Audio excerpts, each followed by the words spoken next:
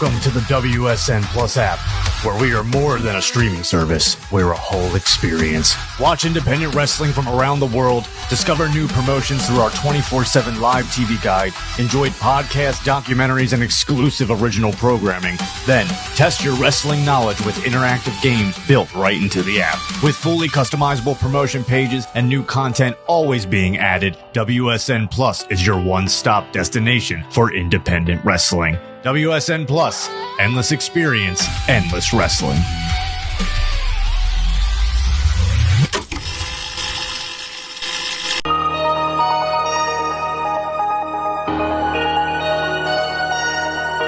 Boulder.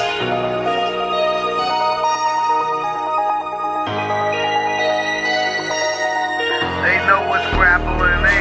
When we step in that ring, They know what's grappling me. when they hear that bell Hey ring, boy, it's grappling me. and we bringing that flame, Brox Boulder and Titan Troy, we doing our They thing. know what's grappling me. When we step in that ring, They know what's grappling me. when they hear that bell ring, Hey boy, What would it be without some technical difficulties? Because on my end, everything froze up. I had no idea what was going on, but this is how we run HTR. Welcome to another Wednesday night episode of Hitting the Ropes with Brox Boulder. Tonight, I have to be honest. I got a text message and it was Mikey V said, "Hey, you ready for tomorrow night?" And I was like, "Absolutely. What are we doing?" I had completely forgot what I was doing tonight, but I'm super excited after I got reminded of what we're going to do. We're going to talk to this fella right here. Now, I'm sure that if you've ever watched wrestling your whole entire life, you would absolutely recognize his face, his work. Hey, Zeus, how's it going, brother, man? I'm doing great. I know I'm very easily forgettable, so Oh, no. I don't blame you for not remembering today. No, it's it all wasn't good. you. It wasn't the fact that it was you. It was the fact that that Mike sent me this message weeks ago and was like, "Hey, let's do this." And I was like, "Absolutely." And then I didn't put it on my calendar because I'm sure, as you know, running a school and doing things you do, you got to have a calendar right in front of you to know what you're doing. And I didn't put it in my calendar, so I need a secretary. And to that point, because if I just leave it to my memory, I won't. But thankfully, the Google thingy just does it automatically. Once you put it in your calendar as an appointment, it just reminds you. So I technically can forget, but every morning when I go through my to-do list every day, it reminds me. That's the only thing I didn't put in the calendar. So as soon as I said yes, I was like, cool, and then I didn't put in my calendar, and that was it for me. So it's and as I get advanced in my age, things go quicker. So you know how that is. So tell me what's going on. I'm sure that you get on these interviews a lot and everybody wants to talk about, your time in wrestling and where you've been and what you've done. But here at WSN, our focus is independent wrestling. And I've always been the guy that says that it is the life's blood of what professional wrestling is. It is the foundation of what you have to get through to get it to what is the show or the stage, the big stage. That's just my personal belief. I think independent wrestling is the base. So let's go there. Let's go right there from the beginning. Let's talk about kind of what kind of time you spent in independent wrestling when you first started. Well, I've been doing this at this point in time in my life for 20 years. As of last week was 20 years that I've been in the independent wrestling. Congratulations. Wrestling in general. I've done sports my entire life. When I was younger, I did soccer for 12 years, and then I did amateur wrestling for a little while in school, and then I did some mixed martial arts for a little bit, and then ultimately I just transcended over to professional wrestling. And I was just enamored and mesmerized by the idea of lucha libre, el estilo mexicano. Growing up in Los Angeles, and then also living in Mexico and watching lucha libre on TV and watching the luchadors. And my favorite was Atlantis when I was growing up. It was Atlantis, Máscara Sagrada, Último Dragon, Team Nieblas, Octagon. Those are my guys when I was growing up. So I was always enamored by that idea of the mask and then the pageantry that is lucha libre, and then the high flying, the capes, the colors. That's what really got my attention into lucha libre. And then ultimately, as I got older, I moved on to soccer, and then I moved on to other sports. But like I said, I've always been involved in some sort of athletic, even though I don't look like it. I was always involved in sports in some shape or form. And ultimately, at the end of the day, once I finally got into wrestling, I, much like many other people, did backyard wrestling for a while, and then I had an interesting time doing it. Looking back at it, I had no clue what I was doing, but that's where like ignorance is bliss kind of comes in. Because at the time, I thought I was like the greatest thing in the world, and then not realizing, looking back at it, I had no clue.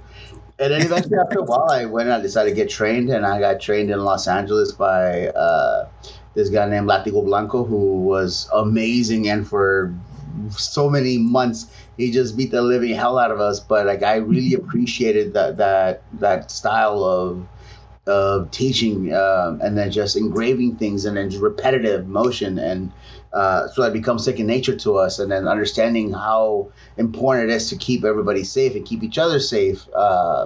And that's how I learned to love the idea of lucha libre, because it doesn't matter the size that you are, you're trusting each other's bodies. So I was always enamored by that. And then eventually later on, once he gave me the blessing to go out and about, I started going to other wrestling schools, and then I started learning the American way. And I was very grateful for this group of guys by the name of Los Luchas, Phoenix Star, Nemesis, Zocre, who Zocre is now one of the main trainers at Santino Bros. And you'll see him in videos with like Ray Phoenix and a lot of the guys from Santino Bros. And that was one of my coaches when I was coming up, when I was learning how to switch over from Mexican lucha libre to the American style. Obviously, he does lucha, so he was able to help me switch over to the American side.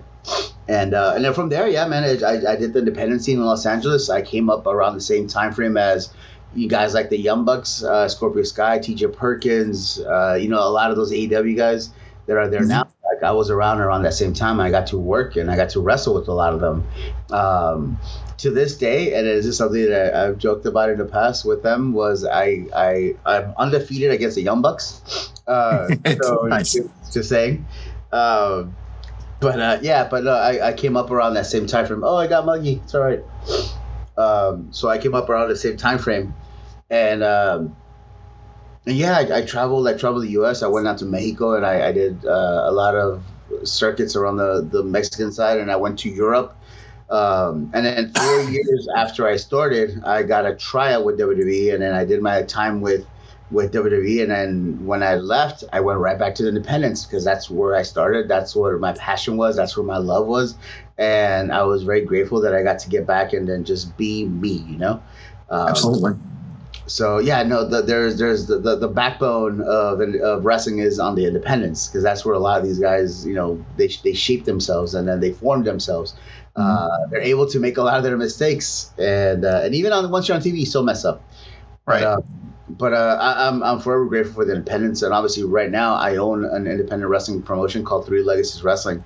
We're based out of Lancaster, PA, so it's been an amazing 4 years that not only do we have the wrestling school, but we also have the platform in order to help some of these guys learn and hone their craft and elevate themselves into something bigger and greater to potentially, get them to achieve their goals. And then the beautiful thing about right now is that there's so many options, not just like when I was coming up, WWE. So WWE is obviously the biggest stage of them all, but that's not to discredit companies like TNA or MLW, NWA, or AEW, who's doing amazing right now. And a lot of those guys come from the independents, and that's where I believe that's the backbone of wrestling.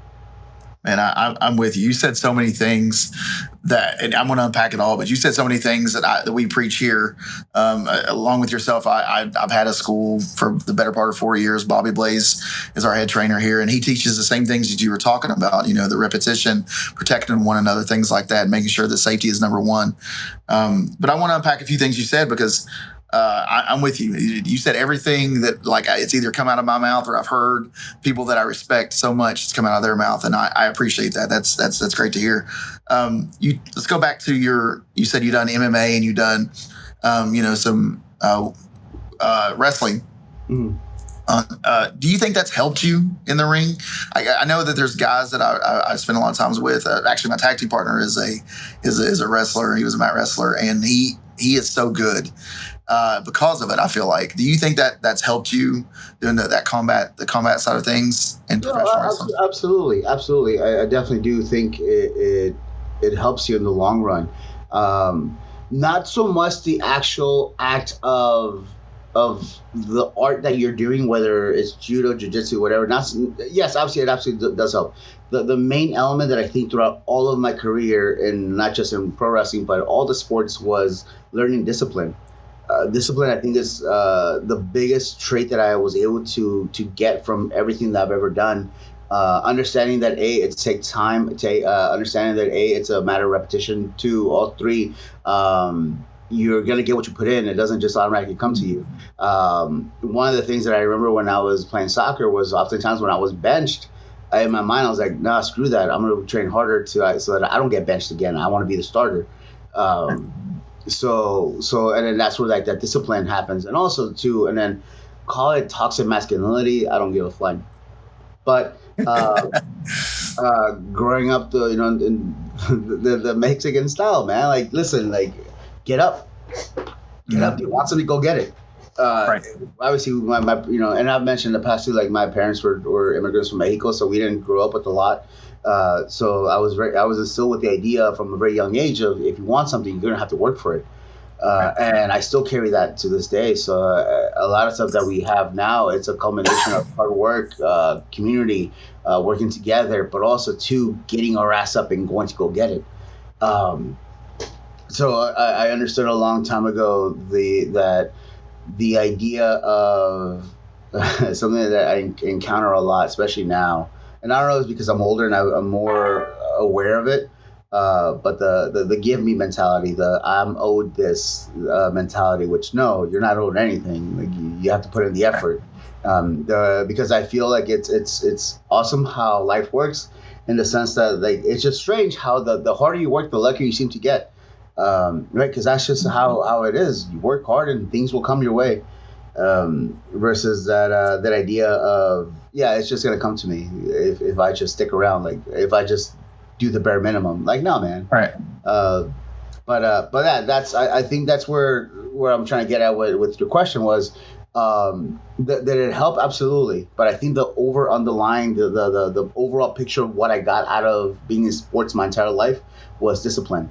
That I will get what I put my effort into, so long as I keep working for it. Yeah, listen, you keep talking, and I just keep, like, I'm sitting here like a cross-eyed schoolboy just listening to you talk, because I love your philosophy on everything. It's things that was beaten in our heads. I was trained by Bobby Blaze and Jillian Hall, and one of the things that Jillian Hall always taught us was, I will put as much into you as you put into this. Absolutely. And I joke with her. I told her, I saw her 2 or 3 days ago, and I told her, I said, I tell all the students now that they wouldn't survive you and that you tried to kill us. But I mean it in the best way. And I'm sure you understand what I'm saying. And granted, listen, it's a different time. It's a different time. There's certain things that we can't do that our parents used to do with us. Right. But no, I think that the overall mentality has changed. But also too, I don't think it's a global thing. I think it's a United States thing, because I get to travel quite a bit and I get to teach in different countries. I think one of the not worst things, that's a bad way to put it. I think one of the deterrents for motivation sometimes is the amount of options that are out there. If they don't like you here, they're going to go somewhere else. And that's fine, 100% fine. I'm sure they have their reasons. But if you have too many options, then you're not going to make that one thing that you have available work, or you're not going to appreciate, rather. That's a word. Mm-hmm. You're not going to be appreciative about what you have. I've been very grateful that I got to live in India, and I opened up a wrestling school in India a couple of years ago. And it was the only place. It was the only place you can go to. It was owned by the great Kali, but I was the trainer there. I was the one that was there for 6 months, just grinding 6 days a week, from 9 a.m. till around 10 p.m. I had close to 100 students. Some of them went to go make it to WWE. So, some of them were on SmackDown. Some of them, were next to Jinder. Things like right. that. Some of them went to TNA. But they were so grateful and appreciative of what they had. So they understood what their parents were sacrificing in order for them to be there. So they put more effort and time and passion into what they were doing, because it's something that was finally there and attainable for them. So they had appreciation. And I feel like sometimes when you have a surplus of options, you don't appreciate the thing that you have now. And I've been guilty of it too in the past. I've been 1,000% guilty of it. When something's so easy, ready, available for me, I tend to take it for granted. And I've been very guilty of that. It's human nature. It's in everybody. But like, I agree that, I feel like that and this isn't crapping on anybody that's in the newer generation of these trainees, but I feel like they get lost in the translation of, I don't like this place, I can just jump over here and then maybe they'll appreciate me a little more. And I feel like that it loses you.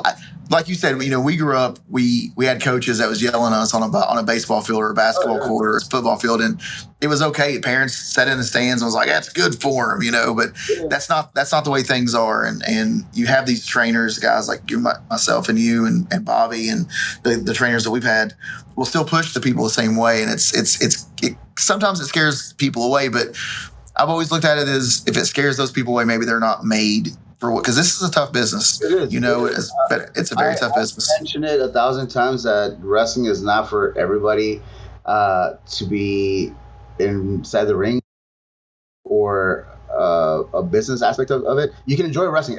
Wrestling is there for everybody to enjoy. Sure, absolutely. But to be on the inside of the barricades or to be in the back running things, it's not for everybody. It's not meant for everybody. It's a tough business, and I do, and I've mentioned 1,000 times too that longest I did not believe or understand the thought process of mental health. I was not a believer. Just again how we grew up, right? But as I got older and I went through my issues and then therapy and all that stuff, I started being more open and susceptible to the idea and understanding rather. But at the same time, there's a lot of folks that will use that as a crutch for the laziness. And that's where I come in. I'm like, nah, man, like, get up. Come on, let's go. I'm with you. I'll be right there next to you, but get up. And sometimes they like it, sometimes they don't. But also too, if I wasn't pushing you, that means I don't care about you. I see potential in you, so I'm trying to get something out of you. And I've seen people, once they get over that little mental hurdle that you're going through, you're gonna accomplish so much because you're gonna realize how much potential you have inside of you. You're gonna realize how much you're able to do when you get out of your freaking head. Man, I honestly, I don't care if this interview ever ends. You like everything you're saying. I'm glued to what you're saying. Bobby, one of my favorite stories of telling wrestling is Bobby Blaze kicked me out of the ring one time when I very first started training. He kicked me out of the ring, and I was mad. I was like, oh, who the hell had he ever beat? And I was just so ticked off, because that's the mentality you get. And I followed him out to his car after training, and we talked it out. And now there's not a person I respect more on the planet than Bobby Blaze. But he tells everybody, I kicked you out of the ring because I seen something in you. And what you just said, he pushed me and broke me basically to see the bigger picture. So everything you're saying, man, I'm so on board. And I'm so thankful that there's still so many people out there like that. And thank you for what you do as far as training these people. No, of course. And then not everybody will take it. Not everybody will like it. Not everybody, and that's fine. That's 1,000% fine. The way I see it is that we're building something, and I want to take as many people with me on this journey. Just unfortunately, not everybody's gonna make it on that journey. Not everybody's good for that journey, and that's fine. That's 100% fine. There's other trains you can get on that will hopefully lead you to the same destination. But the path that I'm on, the course that I'm on, we're all in this together. And something that I push a lot to, I've never called what we do a family. I've never called it a family. To me, I think that's unfair because families don't have the same goals. Families fight, and then they won't go the same direction, whereas teams do. Teams have a goal in mind, and teams fight, and then they connect in order to achieve that goal, whereas families don't. When I started wrestling, my mom did not want me to wrestle, and that's my mom. Right. My dad was whatever about it. He's like, just don't get hurt. My friends were not as supportive, but who was? The guys that I was training with. That's my team. So my teammates were there for me. Strangers were there for me. They became part of my team. So to me, the idea of family in pro wrestling, I've never called what we do a family. Because I don't believe in that. I believe that we function as a team, we function as a unit because we're trying to get to a certain goal. and we all have to move towards that goal. And families don't. I love the outlook. I've always used the word family, but I really love what you said there. Like it makes sense to me. It clicks for me, and I think that's a really good way to look at it. I think it's probably a better way than what I've looked at it. So I love the aspect of that, and it makes a lot of sense. Like you said, if you're a football player, basketball player, soccer player, whatever you've done, like it takes the whole team to make the intricate parts of the sports work. And wrestling is no different. You're exactly right. The one thing we do talk about is, it's you have a dance partner in front of you, and it has to be, the dance has to be, it has to be right. You have to trust that dance partner, and that includes the referee. Not to pull too much back, but you understand what I'm saying. Yeah. So, but I love your philosophy on it. I honestly, like, I'm sitting here glued. Like, if I ever get the chance to attend a class or a seminar with you, you'll see me just cross-eyed or cross-legged, starry-eyed on the floor like a child listening to you, man. Because this is the things I like. I like to hear the old school way of things. Or someone, because I think a lot of times that passion gets misconstrued as someone being an a-hole. Sure. And it's not really. I feel like sometimes I get misconstrued like that, but it's just a passion of wanting to take your team with you and drag them along. It's not you being in a certain way. It's just, hey, come with me, let's do this. I want you at my table. Let's do this. Yeah, there's plenty of room for all of us to be at the table. There's plenty of room. Right. Just also have to be conscious and aware of who's eating at my table. Right. Because I'm not going to invite everybody. There's plenty of room. But I also have to make sure that person I'm inviting serves a purpose, not just something that's going to leech off of what we do. And, I remember sometimes for like the longest, people would say like, oh, he's like riding coattails. Like, yeah, I want them to. I understand what I do and what I am and what I provide. I understand that.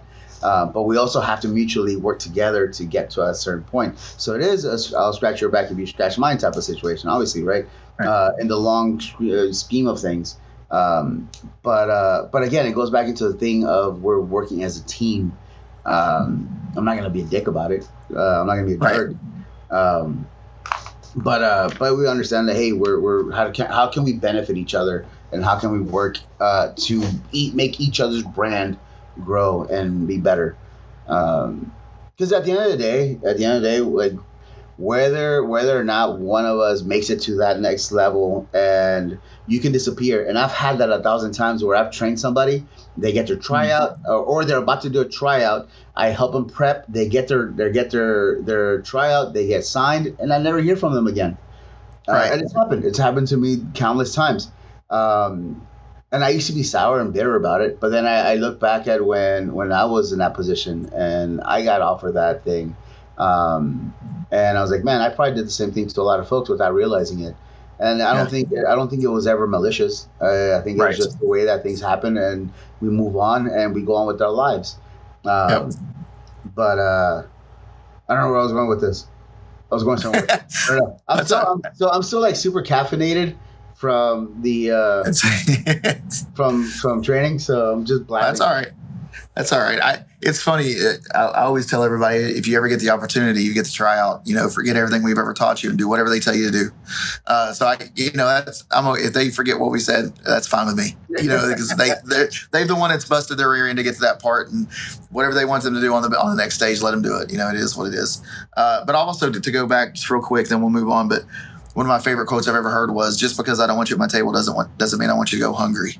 Right. There's plenty of tables to sit at. Doesn't necessarily mean you have to sit at mine. So you touched on it. I think that was great. So let's talk about Three Legacy Wrestling. I've heard Mike V talk about it a ton of times, our president, our fearless leader here at WSN.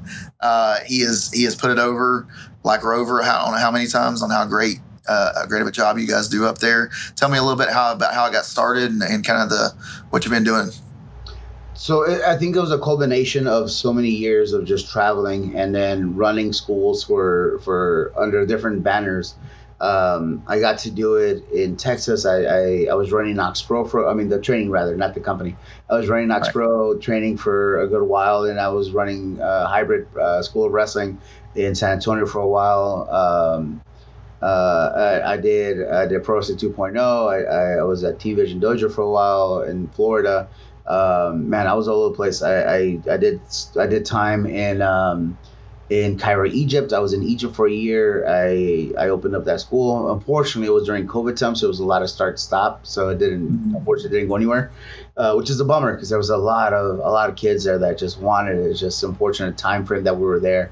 And I did time in Jalandhar, India. So I opened up that wrestling school for a great colleague, which still is running. And because of that, we got to open up the independent scene in India, which didn't exist.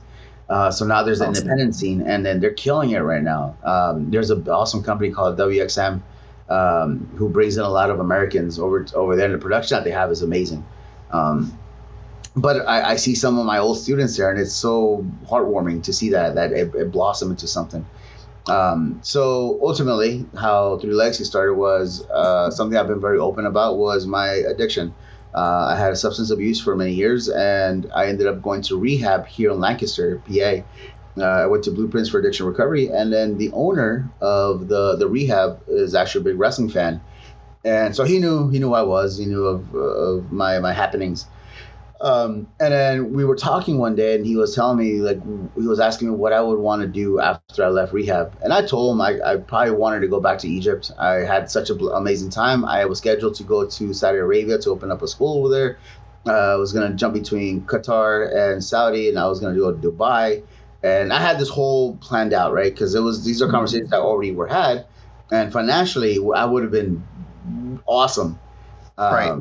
And then he goes like, well, why don't you just open up your own here? And yeah, 4 years later, here we are. I decided to take a leap of faith. I gambled, and I bet on myself, and through the power of community and through the power of amazing folks that joined us along the way, and amazing students that have thankfully blossomed. We're still here. The academy is 4 years as of a couple of days ago. And we started the Three Legacies Wrestling, the shows in October of 2022. And it's gone on to become what it's become. And again, it's just something that I'm very grateful for, because it's not a single person effort. It's a whole community that has come together for it. And that's something that I'm very grateful for. Having the ability to learn to ask for help was definitely a big aspect of it. I tried to one-man this whole thing for so long, and I was just burning myself to the ground. And it worked for a while until it didn't. And then eventually I started asking for help, and then I'm very grateful for the team that I have behind me. And it's a circle, but it's a small circle, and I love that. But we keep each other in check, and that's what kind of makes this all happen. And I'm very grateful that at the moment I have about 20 students. So we're the street team. We are the crew. We are everything. And I try to instill the culture that we are a team and we function as a team. So we all get here at the same time. We all leave together at the end of the night. So when we do our ring crew, we all get here a certain time. All of us load up. All of us go to the arena. All of us set up. All of us clean up. All of us come back. All of us finish, and all of us have a powwow at the end of the night, and we say our goodbyes. Because we have to work as a team. We work as a unit. And that's something that that's my discipline aspect of it, because we have to learn to trust each other, and we have to be there for our team. And ultimately, after a while, certain seniors are going to go and do other things, and I want them to go and do other things. They're not going to be around for our events because I want them to go and do bigger things. Right. But also it's up to them to teach the youngers, the rookies, that culture.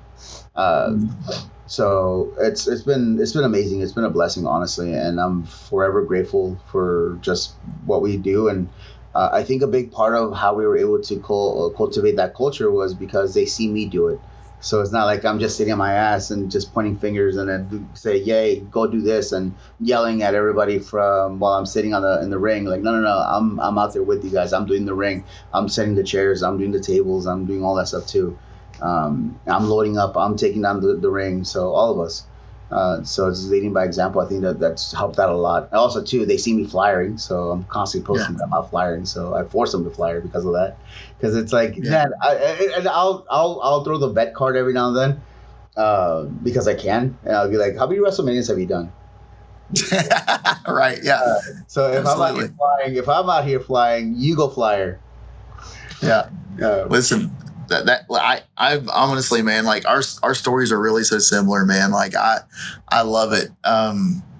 I just kind of what I have now is kind of I was running another place that I helped make super successful, and then it sold and I had to get out. So I opened my own thing, and all the team followed me here. And that's what we do. We do the same thing you guys do, man. It's like, I'm listening to you tell your story, and I'm like, man, it's almost the same, because I've had so much a terrible time delegating jobs because I just wanted to do it myself. And it's hard because you want, if something goes wrong, you want to be able to blame yourself. For me, it was, I wanted to blame myself. I didn't want to go and jump someone's ass. I wanted it to be my fault, So I delegated terribly. And then when I got here with Aftermath and opened this, I done a lot better. I created a committee, and it's so good. Our team is so great here, just like yours. So to hear you tell your story, man, like I'm pumped. You're giving me chill bumps talking about it, because I'm telling you, I'm hearing our story, and I'm so freaking happy for you guys that you've been able to overcome things and find home, because I'm sure that's what you make it feel like it's home for you. It's your passion is right there. It's an escape. It's a safe space. It's home. It's comfort, but it's also at the same time it's a passion, and what it does, it allows for hunger to thrive. And then also for the ability to eat, and for the ability to achieve is all wrapped into one location. And it's kind of cool, because it's not like a matter, because I will never go to somebody, hey, do this for me and I'll put you on this. Like, no. Look, this is what I'm up to. Look, I'm putting out there what I'm doing. If you want to be a part of this, join me. If you don't, that's 100% fine. You're not forced to do anything you don't want to do. But also, too, don't bitch and complain when you're not a part of it, because you don't want to jump in on what we're doing. So I won't dangle a carrot over you. I'll just do it. Right. So like we went to Italy earlier this year. We're doing the stadium events. We're going to Puerto Rico in December. And everybody here knows, how the selection goes. Like, show up, man, train. Those are gonna be my first picks. Who's showing up to train? Who's putting in the effort? And if you don't complain when you're not selected. Same thing with the shows. Don't complain. I love it, man. I'll tell them straight to their face. Well, they'll be like, Coach, why am I not on this? Well, you haven't been showing up. That's it. I love it, man. I love it. All that was beat into my head by Jillian Hall, so that's where I learned mine. So so I appreciate it. I love it. Like you gained a big supporter, a big fan just from what you do as a promoter, as a trainer. You gained a big fan of me, man. I appreciate the hell out of you doing that. Honestly, it carries on the to me, and take no offense to this, because I may be older than you. It carries the old head mentality, and I love the old head mentality. I love it. I absolutely love it. Yeah. I'm from 86. I'm from 86. So what is it? I'm from 86. I might be older. I'm 45. I was born in 81. All right. Yeah, we're not that far off. No. But that's why I love it, man. That's why I like to hear you talk, because I feel like you're cut from the same mold, and you were trained by the same type of people, and your respect for the business, your love for the business. I can hear you while you're talking about it, especially about your students and your team. I love it. I swear I'm standing here like The Rock, and I've got chills all down my arm just hearing you talk about it, man. You've gained a huge fan on this end, I promise you. Let's talk about. I guess you got a pretty big event coming up, the Red Rose Rumble 4. Is that something that's kind of a staple for you guys there at Three Legacy? Yeah, the Red Rose Rumble 4, that's like our WrestleMania. That's like the culmination of all the storylines, of just everything that we have built up for the entire year. That's going to be on September 12th at the Penn Medicine Park in Lancaster, the home of the Lancaster Stormers, which that organization has been amazing to us from the very first one that we did 4 years ago, and we get to partner with them quite a bit, and I'm very grateful that throughout the years we've just seen an increase of fans that come to these events. We've also made it a big, massive community effort, so we get a lot of either local or in some cases corporate businesses that come and be a part of it. So it's a whole united effort that makes this happen. And for this year, we have awesome folks that are going to be a part of it. Janela, Nick Gage, Dango is coming back just to do an autograph signing. Tyler Breeze, Victoria, Tommy Dreamer, and we just added Enzo Amore to it. So, and of course, yours truly. But it's cool. It's a cool little thing. And every year, my purpose was to not just make it a standard rumble that you just put in a bunch of people and then just that's it. Let's see who wins. Mm-hmm. Every year we've capitalized on the fact that we'll stack it up. We'll add some names to it, and then the winner of it will go on to challenge for the World Heavyweight Championship. Wow. And they have a year. It's like a Money in the Bank type deal. So they'll get a trophy. They'll get a trophy out of it, which they can cash in at any point. Nice. And the winner can challenge for this thing. Very cool. That's awesome. Now we do obviously it's a intergender battle royale, so we will be crowning our very first 3LW Women's Champion. That will be defended in a fatal 4-way. And then the title will be presented by Lisa Marie Victoria. But also, if we do have 2 women in the Red Rose Rumble match itself, so if they wanted to, if they won, one of them won, they can also challenge for that, or they can challenge for the 3LW Legacy Championship. And yeah, it's a cool thing that we've just been able to build up. And then now it's awesome because I get a lot of inbox messages asking to be a part of the Rumble match.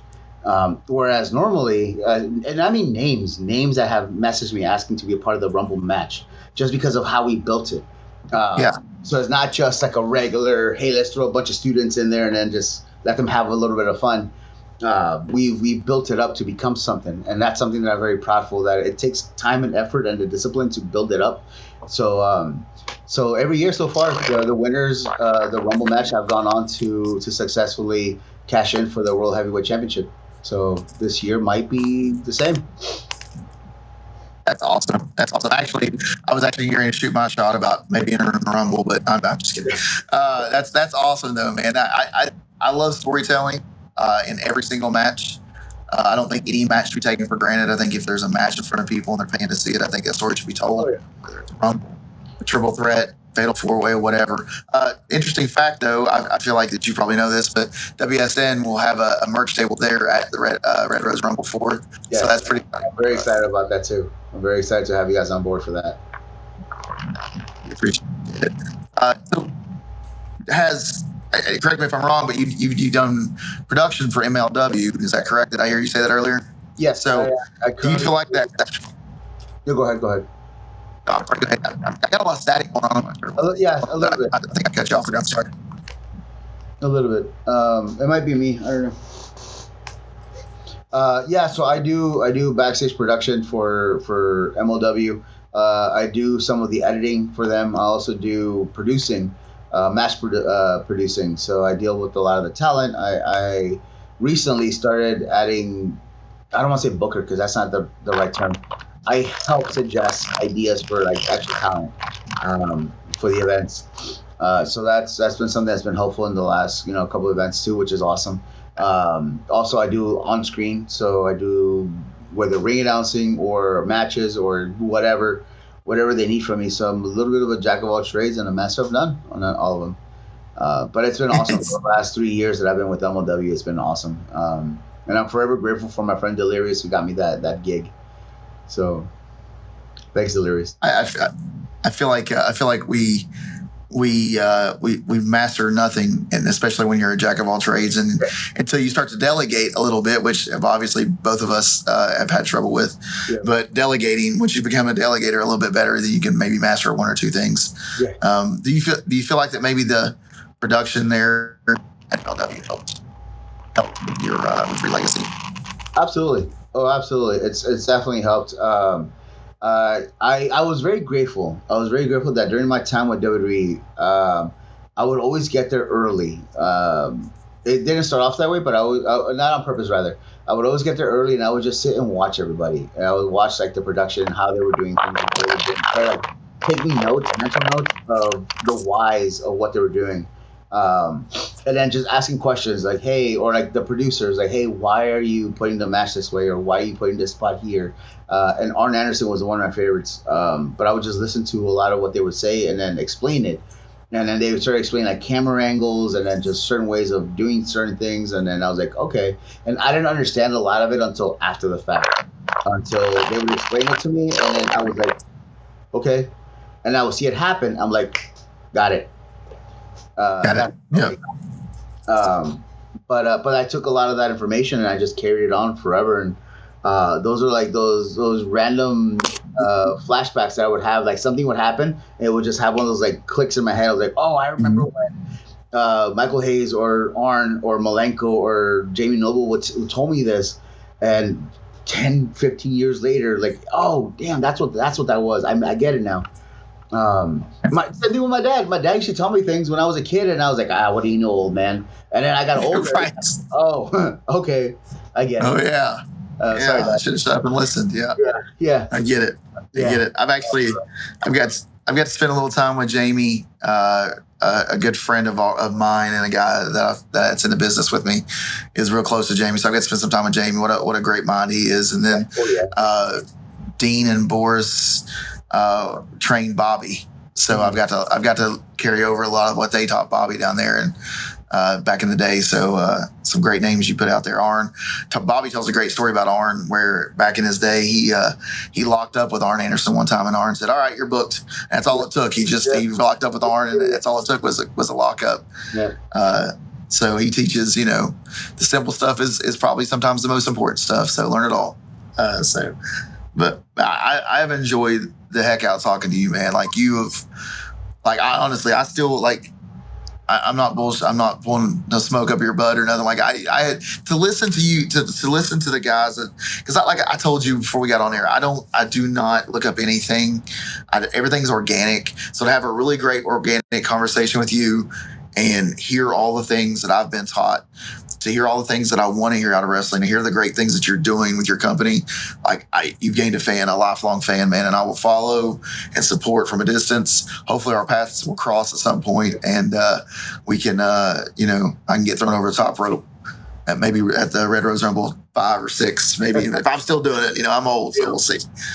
So we'll see. But tell me, is there anything that you want to put out there? Any kind of social media or anything like that you want to put out to kind of plug, let everybody know that the great things you guys are doing? Yeah, absolutely. I mean, just like anything else, all of this happens as a community effort. So if it wasn't for the community and the fans and friends and families and everybody that hits that like button and that share and that comment and buys tickets, that's how we all carry on, is through the support of everybody. So if everybody can just go through Three Legacies Wrestling, it's all spelled out, Three Legacies Wrestling, on Facebook, on YouTube, click that follow, click that subscribe.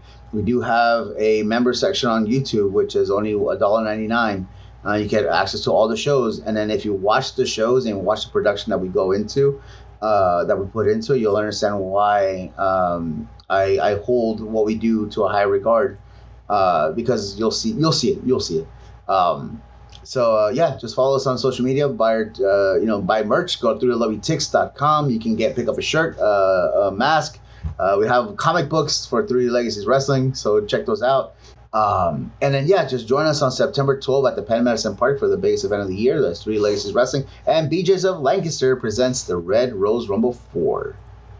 Heck yeah, and WSN will be represented at that show as well, which we're super excited about.